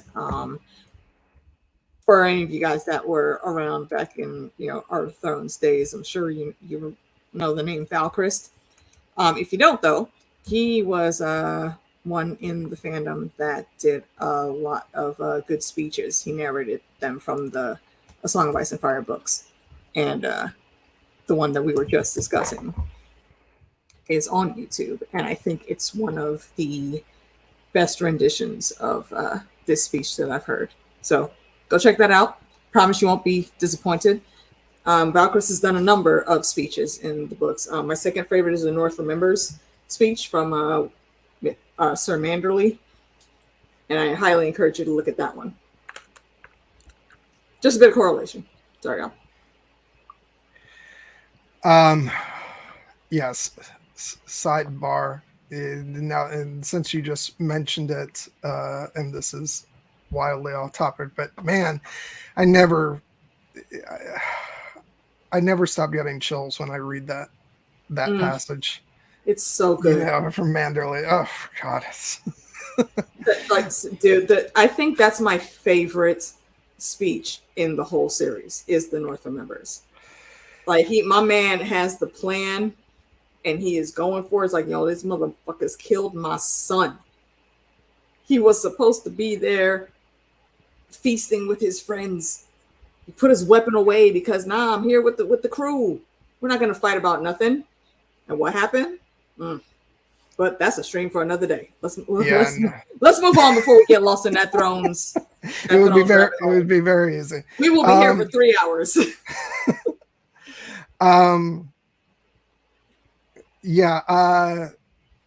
So, and sort of keeping with this track of talking about the songs, it's very interesting the way they're used, because like what I was talking about with I'll Make a Man Out of You, which is very much, the characters are taking that seriously, but we're kind of rolling our eyes at what what's trying to be conveyed in world versus what we're actually hearing. And it's sort of the same thing with what's the first song, what's it called, the one that goes you'll bring honor to us all, is you'll bring honor to us all.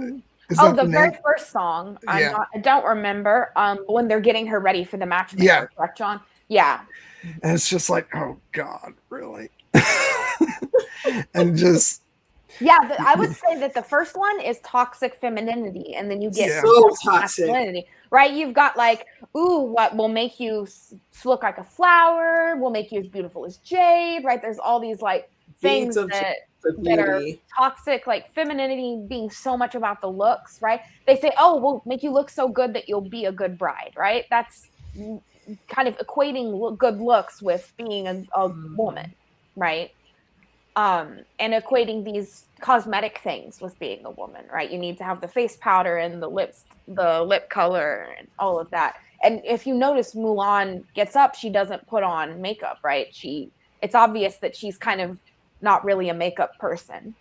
And so to have her all done up in the traditional ideas of beauty, you can see how uncomfortable and how she is and how incompatible she is with this idea of femininity. But she's also incompatible with the ideas of masculinity that we have in Make a Man Out of You. She's looking at both, and this is why you can read her as trans, non-binary, gender non-conforming, right? Because she doesn't fit into the prescribed role that she's been given. Mm-hmm. Yeah, and I think those two instances are where that is demonstrated the most, is the get ready scene to go to the matchmaker and the Be a Man sequence, because in both of those places she is putting on an act to fit in the box that people are shoving her into. Mind you, on the one side where it's her family that's pushing her in with the matchmaker, she sets herself up almost for the situation where the Be a Man scene comes up. Like, she made a choice, so now she has to absolutely stick with it.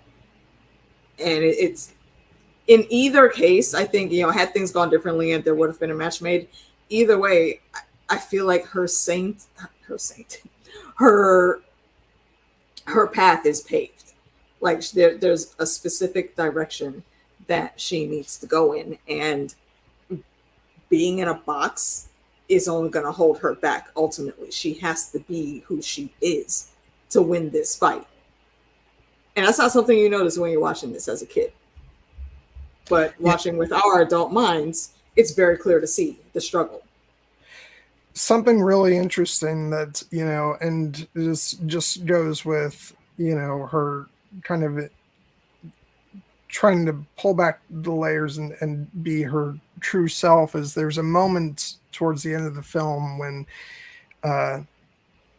she's trying to get the who's the lead, Hun, sophomore Li Chen. Shan Yu. No, Shan Yu. Yeah, is it Shan Yu? Shan Yu. Oh yeah. I'm mixing up the dynasty with the fake. Sorry. She's trying to get his attention, and she's like, "No, I'm the one who ruined your plans or whatever." And she pulls her hair back like that. That almost feels more like a gesture of rather than her putting on a disguise. It's her revealing almost her true self to him, and that really struck me. You know what else that says? That kind of makes me more interested in seeing what his backstory was. The Huns, as they had them there. And, they said they're the villains in the beginning because the emperor challenged us by putting this wall up. But it seems like things could be a bit deeper for him. So I would like to know, like, he didn't recognize Mulan when she was there in her womanly garb, but her hairstyle was still the same. She just wasn't wearing armor. But it's when she puts her hair down and she says, those lines that are exchanged, I don't remember all the exact things, but he immediately recognizes, oh, you the soldier from the mountain, you that bitch that tried to kill me. And it's ironic that he's blaming her for that when you're here to kill everyone, sir. But I think it's a trick that's missed a little bit, kind of like when we talked about Amadeus, that little trick with him on the stairs and his dad is there. He's scared as hell for 1 second, but he flips the script and he acts happy again. It's a transition like that comes into play, and Mulan just plays it perfectly. Yeah, no, it's a great moment, and yeah, I love like the fight that transpires, and she gets the great moments you want to see from the hero. Yeah, and with her, that sword is awesome. She has the sword, which is very much a phallic symbol. It's a symbol of masculinity, and then she also fights him with a fan, right? The symbol of femininity as well. Mm-hmm. So it shows and that also she uses both to her advantage. And in that final fight, everything starts getting set up at the bare bones of it. It's those 3 dudes that were picking on her the most while she was in army camp. They've become now her best friends, and they don't bat an eye at all about dressing up in womanly garb and posing as concubines. And they bring back the song like they say, "Be a man," as they're flipping their silk. One of the best.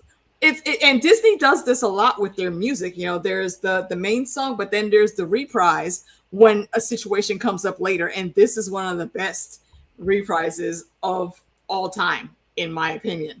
They do all that. They use the skill that they learned from Mulan under the Ping monocle to get up to scale the walls. They dress in drag to be able to pass, to get in, to be where they need to be. All of this is everything that Mulan has been doing from the beginning. And it's the thing that saves the day in the end. And I that's just a really great full circle. And you notice she looks at them and she says, they're trying to bang on the door, a very like masculine, straightforward thing. And she goes, she wants the feminine, fluid kind of more people would say manipulative, but right, like a way to use her femininity to get in, right? She goes, oh, if we were concubines, they wouldn't bat an eye of us being inside the castle, or not, inside the right. Yeah. And so she notice no one is paying attention to her when she says the emperor's in danger, and then Mushu goes, "Oh, what were you talking about? Oh, sorry, you're a woman again, right? No one is gonna." Right, so she realizes I love the joke that he's not even paying attention to her anymore. Yeah. See, did y'all read it like that? I read that as he's trying to clue her into what's going on. I didn't think he meant that maliciously at all. I just think he said that because Mushu's a sarcastic asshole. Yeah. and that was his way of teaching in that moment. Which worked because, she needed to start looking at things a little different. And, you could say she weaponized her femininity, but at that moment in time to save not only the emperor, but literally their whole land. That's what you got to do. And it was the right call. yeah, no, you do whatever's necessary, and in that moment, that's absolutely what calls for it. Yeah, no, It's so but good. Like sometimes you can't come up with words. Can we talk about a little more about Yao Ling and Qianpo? Because the yes. three ones, because I love that they have a short, fiery one, right? A short king. And then they have a skinny one, right? Who doesn't like that he's skinny. And then we have Qianpo, who's very fat, who wishes he wasn't as big, right? So we have all these people. You look at Mulan and she looks in the mirror and says, this isn't who I am. They kind of have things that they're self-conscious about, right? Their height or their body type. And so you see them really, especially in this scene, you see them really finally embrace their body and be confident in it no matter what they're wearing. And that really showed a confidence and the lack of toxic masculinity on Yao Ling and Qianpo's part. That part. Because it's very subtle. Again, it's a blink and you'll miss it moment. But especially with the bigger lad. I'm sorry, I don't remember all the names. Qianpo, thank you. When in the very beginning, where the one with the beard is picking on Mulan, he grabs him and literally just picks this grown ass man up and holds him and like, hey, what did I tell you about meditation, sir? Calm down. And his chant is an actual Buddhist chant, Namo Amitofo. It's an actual Buddhist chant to the Amitabha Buddha. So that was really fun. That's what I meant about the linguistic Easter eggs in this. Oddly enough, I knew that part just because I watched a little movie called What's Love Got to Do with It back in the day. And also, rest in peace to the lady, Tina Turner. I don't know if y'all knew her or not, but she very recently passed away. And my heart is broken because that woman was so much of my childhood. There will never be another. She was the blueprint for every lovely female artist out now. But back to this montage and Mulan doing all of the great things. Again, everything that was set up in the beginning, this movie brought around full circle. Every thing that they're in their world, people would look at as wrong and obtuse. Mulan took all of that on her shoulders and she said, you know what? Well, you don't got to be happy about it, but you're going to let me save my dad, whether you like it or not. And this is what needs to be done. And she was failing for a minute, but she stuck with it. And again, this is the testimony of a young lady that loves her family, loves her father very much. And she is willing to do what it takes to protect this man. And it's just really, really freaking wholesome and heartfelt. I'm a sap for some things like that. And I will say, as far as there's a structure thing about the movie and her relationship with these three that I really liked, and it's kind of solved by having like that great training montage. Yeah. Which is, in other movies, I think that this sort of contentiousness would have been dragged out throughout the entire movie, and then at the very end they would have all come together. But what I like is that there's that early contentiousness, but then it's kind of overcome with the montage, and as she goes as they share these experiences together. And so by the time then that they all jump in the lake or whatever together, they're like, they're already sort of apologizing. They're like, we had a rough start, but what do you say we just start over? And that it happens fairly early on because it's all taken care of during that montage. And so there's camaraderie that's built up throughout the rest of the movie, so that when you get to that point where she's like, I've got an idea, they immediately are going with her. And I liked that versus just having them be like almost sub enemies, throughout the course of the movie, because that can get very tiring.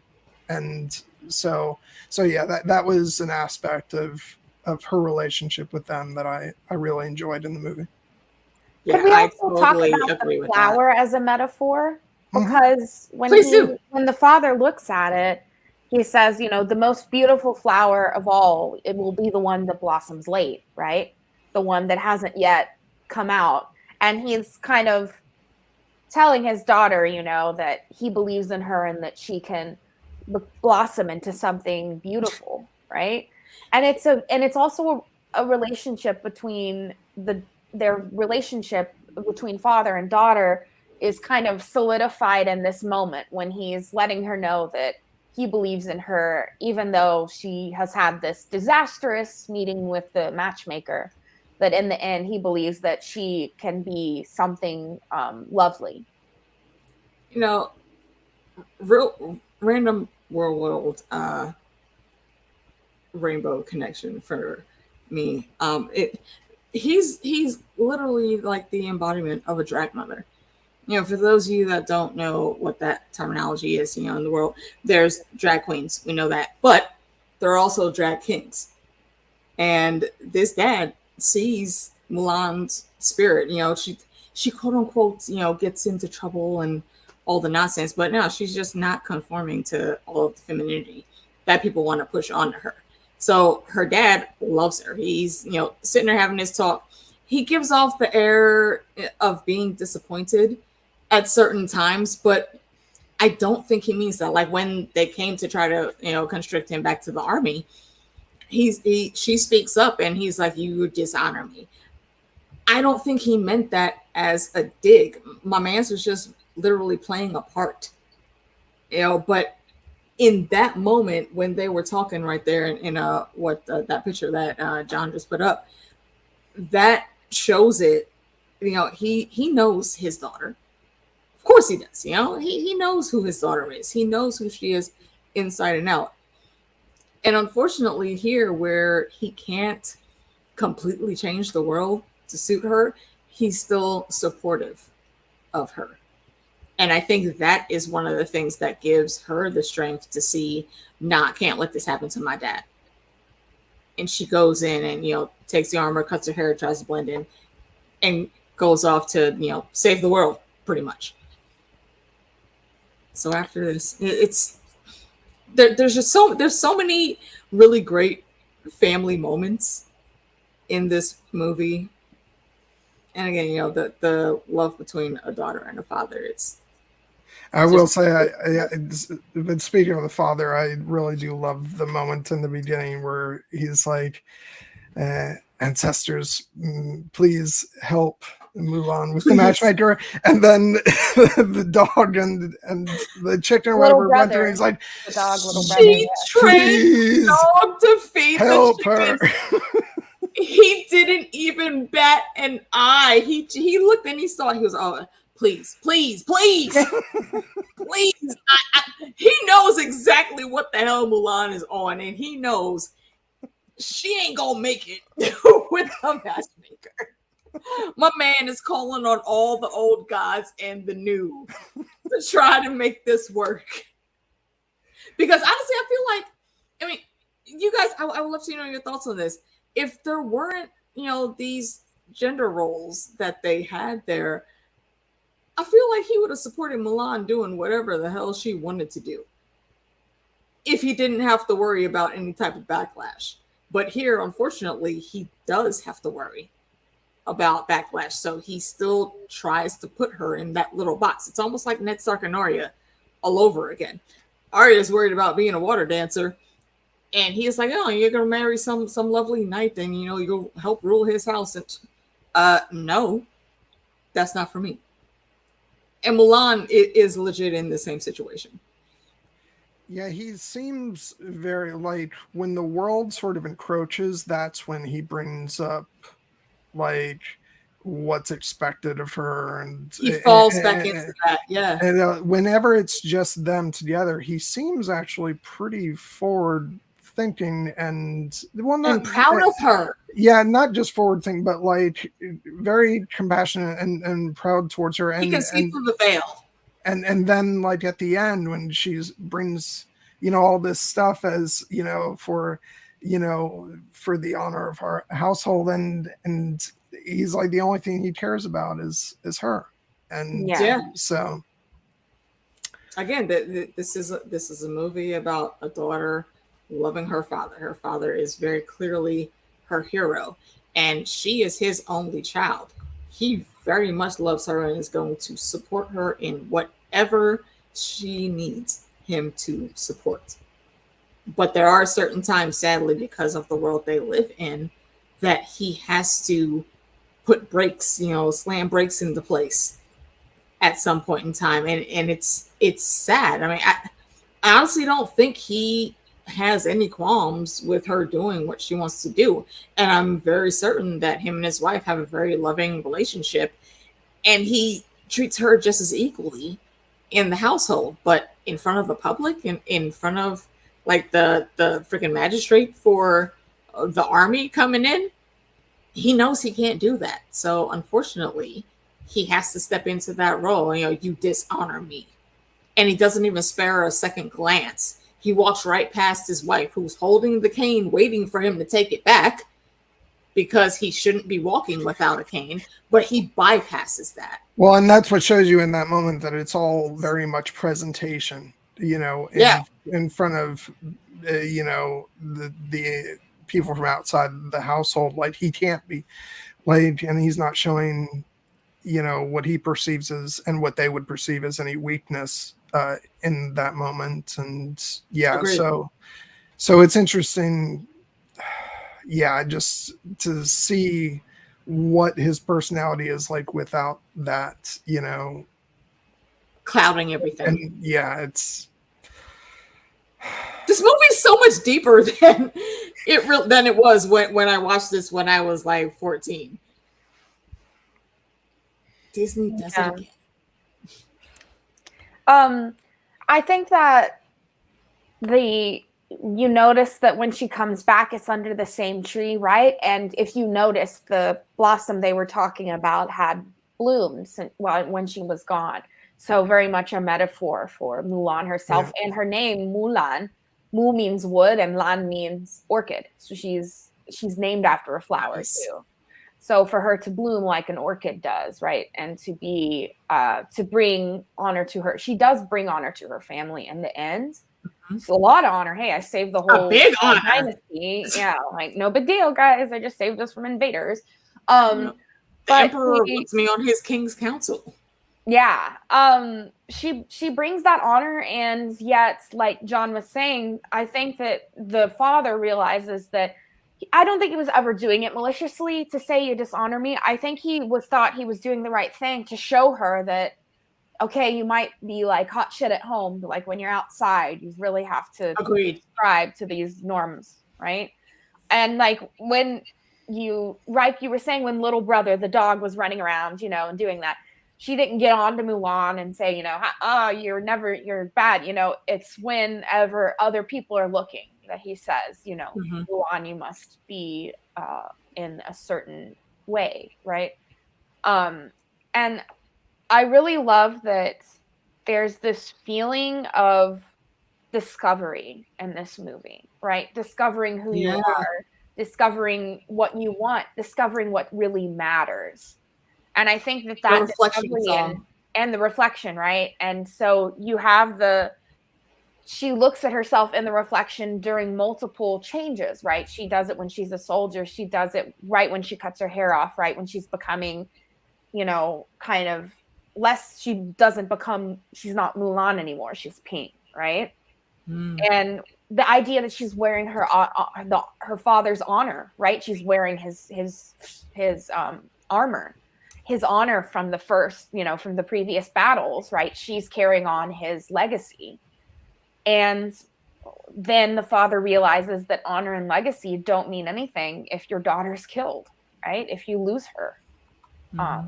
And so that really, the father is really speaking for, I think, collectively a patriarch, right? The patriarchy, and saying that, showing that a patriarch can be supportive of their child, right? And that is really important because Mulan, literally the only support she has when she's in the army is a Lucky Cricket and a little tiny dragon, right? And it's not until she gets with Yaoling and Tianpo that she really starts to build these relationships with people and realize that it's also about caring for other people, right? She cares about her father, right? She's like, 3 cups of tea a day, Dad, just like, the doctor prescribed. And tea has been prescribed as medicine for many years. Its medicinal properties are backed by science. Check out. Yep. So she's really thinking of what really is going to help her father and what's going to keep him healthy and to really make sure that his needs are met, right? She's constantly kind of fussing over him, like a father would a child. She fusses over him, right? I do the same thing with my mom. Like she traveled last week, and I was like, I'm not there to like fuss over you. Like, make sure you have your boarding pass and all that stuff.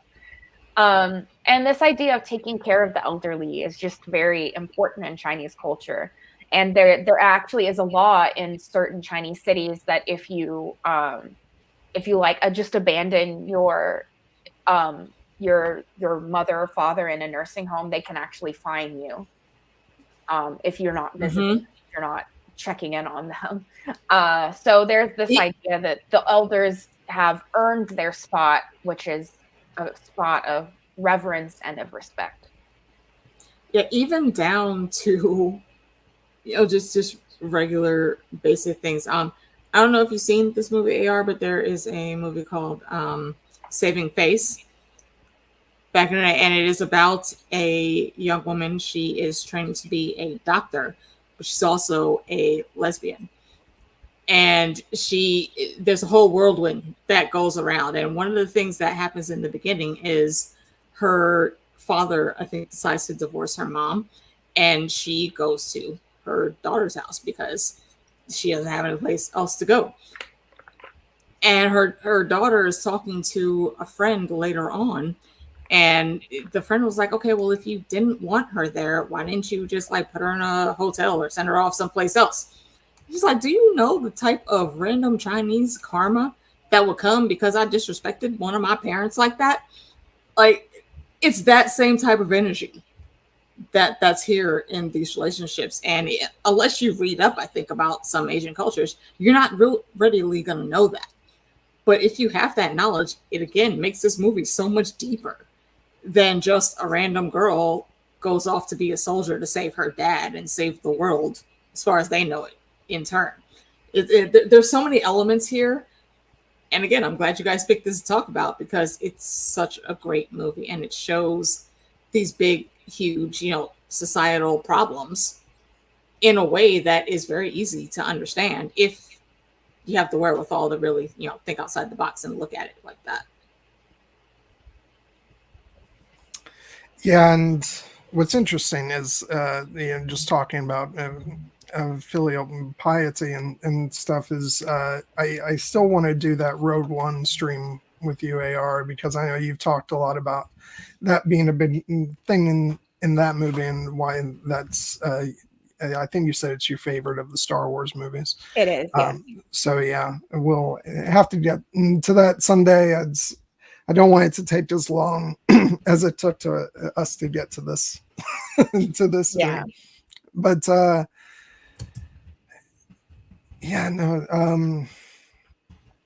want to make sure we spend a minute on it before we start to wrap things up, because we talked about the other songs in great detail. I really just adore the song Reflection, and it's that's the moment in the movie where the voice of Mulan is, I'm not gonna get her name right, Leah Salonga. I believe it's Leah Salonga, but I'm not like 100 on that. Okay. The singer. Yeah. Yeah. And she's the one, she's a highly acclaimed singer. She did the singing voice for Jasmine in Aladdin. Oh, and that's why she sounded so familiar. Yeah. Yeah. Okay. And so, yeah, she has got such an absolutely gorgeous voice, and definitely my favorite song in the movie. And there was a cover of it done by Christina Aguilera, and in the '98, Christina Aguilera was at her peak. Yo! Oh my god! And I got on the cassette tape. Can we do a stream about '90s music sometime? I'm saying though, like, You guys may have to do that one on your own because I don't know that I'll be much help with that. So. But I think that not we're dragging you with us even if you don't like it. No, I will send you the playlist, sir. Yeah, but she was at her peak, and so to have Christina Aguilera cover a Disney song, that was huge, and it was on the cassette tape, the official Mulan soundtrack tape. I still have that on cassette tape. Oh, nice! And it had it in there, and I would listen to that over and over again in my room, and be like, "Oh, is that girl I see?" Just really getting into it. It's a song that is really good for people that are growing up, feminine presenting or masculine presenting, and they don't exactly going through puberty period. That. Yeah. And so I think that song is particularly beautiful, and I think that it also kind of shows her growth, right? And that she is so unsure of herself in the beginning, and yet look at the surety with which she walks in to take on Shan Yu, right? She is very confident in herself, and that's something that we see her literally blossom, right? We see her open up and become something great. And I think that it shows that, right, one single grain of rice can tip the scales, right? You can make a difference is also one of the kind of the messages that I think most kids would get from this movie. And she, if you notice that she's looking that she wipes the makeup off half of her face. So she's one side is the made up version that she wants to become, but then the other side is who she really is. And it doesn't conform with that other side. It also makes me think of yin and yang, right? Being two complementary things, even though they're so different. Yeah, no, it's just beautiful. And yeah, I mean, I love those songs regardless of and like I said, I think there's multiple meanings you can take for different people depending on sort of what you're going through in your life. But I absolutely love, I love the song in the same way that I love Let It Go in Frozen. The great songs. I just shout out to Idina Menzel. Reflection walked so Let It Go could run. Yeah. You're not wrong. So empowering and about embodying your true self. Whatever that means for you. And it's. And can I say one thing about ancestors? Because that's a big part of this. And when she's looking into that reflection of herself, she's seeing it in a plaque, right? That's to commemorate her ancestors. So this time that she has to her ancestors is a central place for her family. And it's a place where the family connects with the those that came before them.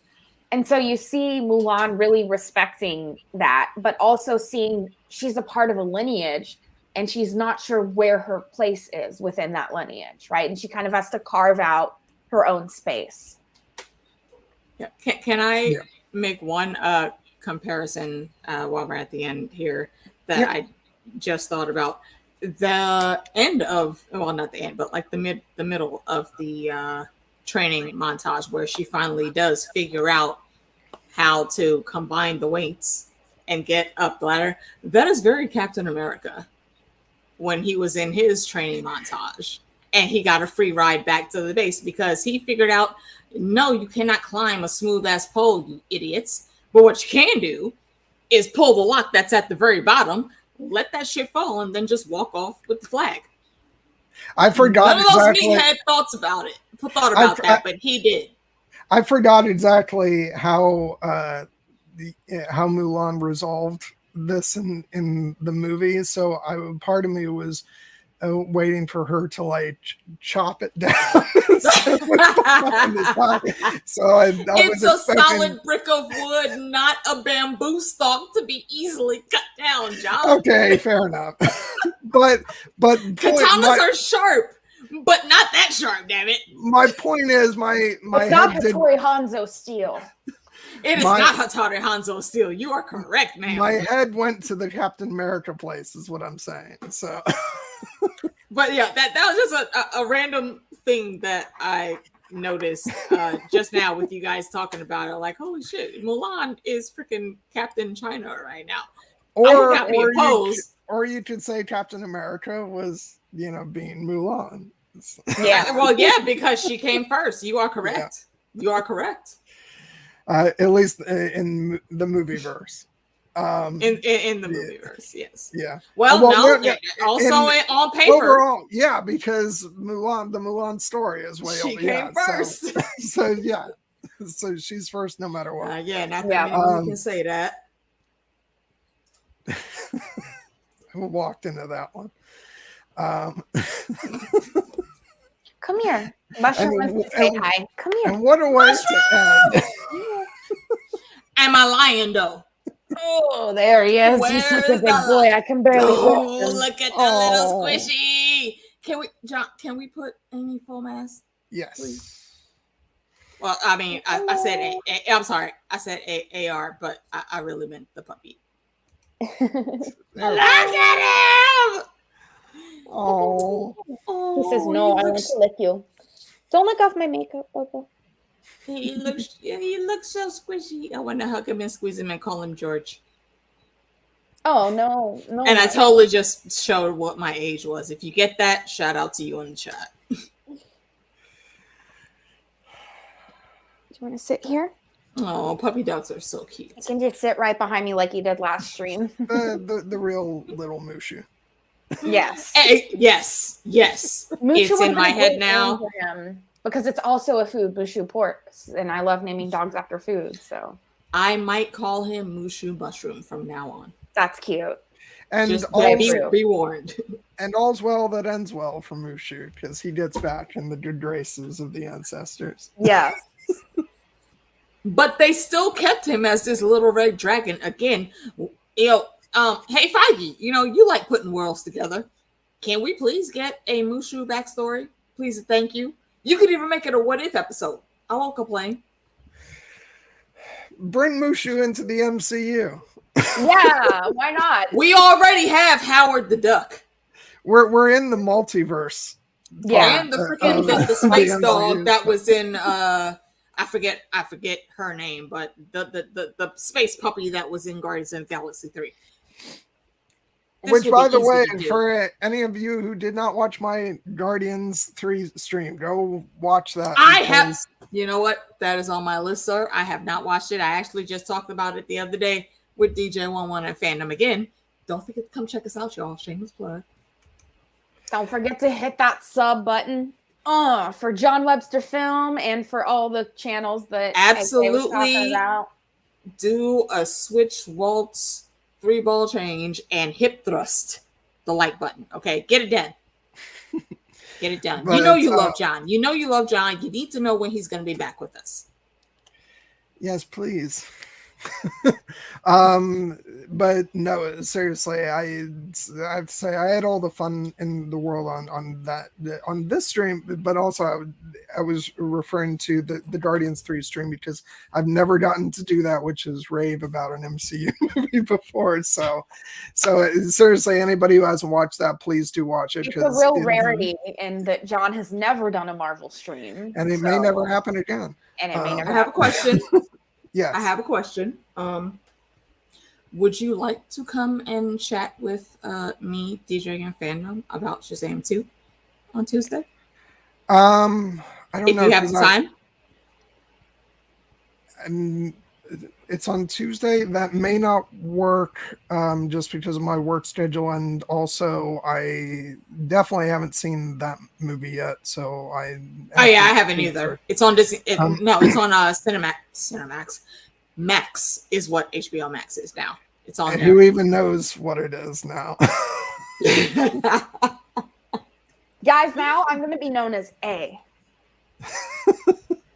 I appreciate that. I look at that and I'm like, so did Cinemax win then at the end? Because oh wait, hold on, explain. Was that a thing? Is that why they have to change the name? They're changing no, things no. because they've acquired so many properties that they think people will get confused. So they're Max, and then you go to HBO, HGTV, Discovery Channel, like that kind of shit. Yeah, No, it's all combined now. I went onto my TV last night. I tried to open up HBO Max. They said no. We've all transitioned everything on Max, so I have to read. Yeah, no, the Cinemax thing is just a joke. That's not the actual reason, but you know, I hadn't heard that. I was trying to get the scoop. I didn't know. But it's just so funny to me that it's all, you know, from years back, the, you know, HBO versus Cinemax thing, and then the fight was so real. And now their streaming service is called Max. And don't forget when Showtime stepped in with damn it, what was that show? Was it the Red Shoe Diaries? Back in the day, like when, you know, when you were first going through puberty and you were looking at late night randomness. I don't know what you're talking about. Plausible deniability. That smile on his face says, okay. Dylan the Lost. I don't know that I've seen your name before. That is my girlfriend, sir. Oh, ma'am. Oh, my apologies. Okay, you got to announce these things, man. Why you ain't send a rating? Come on, ma'am. We supposed to have each other's back on this, keeping us informed. Greetings, then. Dylan the Lost. Any friend of Amy's? Any lovely romanticizations is a friend of mine. Glad you guys are happy together. This can be arranged. If other people want to hop on Zoom after the stream today, I will. I ain't got shit to do. Hop on there. I'm here for that. Yeah, you need to come. Do I know who the Never podcast is? Who's that? That's Christine. Have you guys not? I don't know if you've met Christine. I don't know. I mean, well, we're gonna find out. I mean, shoot me the link wherever it's gonna happen.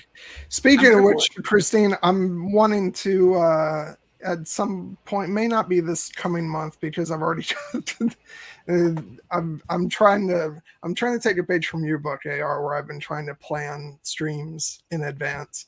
But no, Christine, I want to draft you for some streams as well, because you threw out a couple titles that you were interested in. So okay, you cannot say that and not tell me what those titles are, sir. You know how I am with these movies we be on. Okay. Let me see if I can actually pull this up. And also, I think that name is lovely because it reminds me of one of my little sisters. Her name is Christina. This is how these things start to meander at the end. Yeah, and I have to pee. You start wrap this up. Okay, we didn't need to know that. You could have went to the loo without telling anybody, ma'am. Okay, so I think the ones that her and I talked about were Moulin Rouge, Princess Mononoke, and Serenity. I love Princess Mononoke. It's my favorite Miyazaki. I've heard about that for many a moon now, but I've not watched it. I think there's a particular character I think you would really like, AK. Yeah, I've seen some people review it and make references to it. So yeah, it seems like something I would like. So it is on my list already. So we're gonna get to that.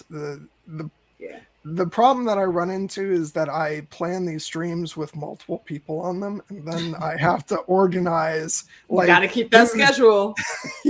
and point number one, you have to know. If anyone that's just starting out wants to know, on these YouTube streams, time zones are not your friend. So you have to remember that when you try to schedule some things. I ran into that problem with my friend Sydney, who's going to be hopping on at the end of June and now I'm giving another stream away. I'm going to be talking with her and Trish about Kubo and the Two Strings. I haven't seen that one yet either. And Sydney lives in LA. So the time I know that struggle. so the time zone thing is, It's you know, so hard trying Yeah, to schedule. we out start there. at 4 in my time in California, so it's like that's a random time to start a Mhm. stream. yep. Firefly. Wait, who's somebody talking about Firefly and Serenity? What? Yeah, no, that's one of the ones that Christine and I are going to be doing whenever I can That- schedule that. I mean, if you want a third, dial me in, bro. For the stream, right? Huh? You said you'd be a third, and I was like, for the stream, right? You know what, Amy? I'm sorry. AR, I'll give you that. Thank you. Thank you. I walked into that one. I'll give you that. Oh God. Well, I'm glad to see that we've ended. That just so y'all know, that's John's side. Like, damn it, these two always on John's that side. bullshit. That's because I have to on here on the record, you know, pretend to be appalled by this line of conversation. Yes, we know that you never are thirsty or anything, John. Percy, oh, how dare you accuse us of such things? Because like it's not like I was ready to start the stream with my Pure Nightly shirt before AR. I'm surprised you didn't have it on. To wear, well, no, because I had to wear. I was gonna wear green today.